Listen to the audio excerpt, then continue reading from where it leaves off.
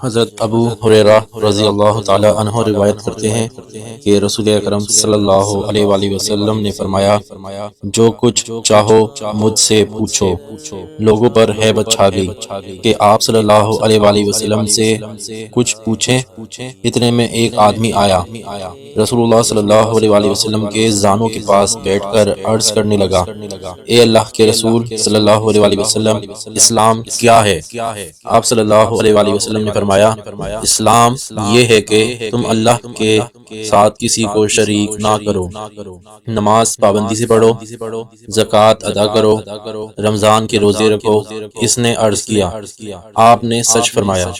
اس نے پھر عرض کیا، اے اللہ کے رسول، ایمان کیا ہے؟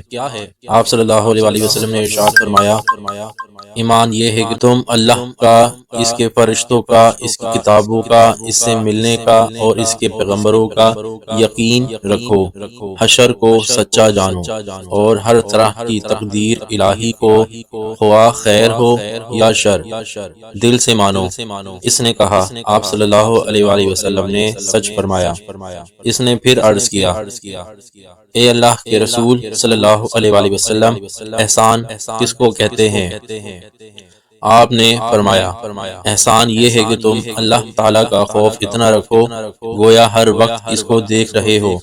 اگر یہ بات نہ ہو تو تم کم از کم اتنا یقین رکھو کہ وہ تم کو دیکھ رہا ہے۔ اس نے عرض کیا، آپ نے سچ فرمایا۔ پھر عرض کیا، اے اللہ کے رسول صلی اللہ علیہ وآلہ وسلم، قیامت کب ہوگی؟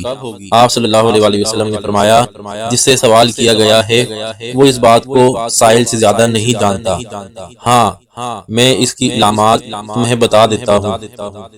جب تم دیکھو کہ عورتیں اپنے مالکوں کو جنم دے رہی ہیں تو یہ قیامت کی نشانی ہے، اور جب دیکھو کہ ننگے پاؤں، بہرے گونگے، جاہل زمین کے بادشاہ ہو رہے ہیں تو یہ قیامت کی نشانی ہے، اور جب دیکھو کہ اونٹوں کے چرانے والے اونچی اونچی عمارتیں بنا کر اترا رہے ہیں تو یہ قیامت کی نشانی ہے۔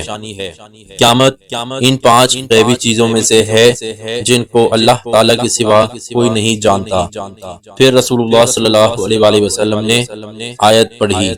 اس کے بعد وہ شخص اٹھ کر چلا گیا۔ رسول اللہ صلی اللہ علیہ وآلہ وسلم نے فرمایا، اس کو واپس بلاؤ۔ لوگوں نے اس کو تلاش کیا مگر وہ نہ ملا۔ رسول اللہ صلی اللہ علیہ وآلہ وسلم نے فرمایا، یہ جبرائیل علیہ السلام تھے، چونکہ تم نے خود سوال نہیں کیا اس لیے انہوں نے چاہا کہ تم لوگ دین کی باتیں سیکھ لو۔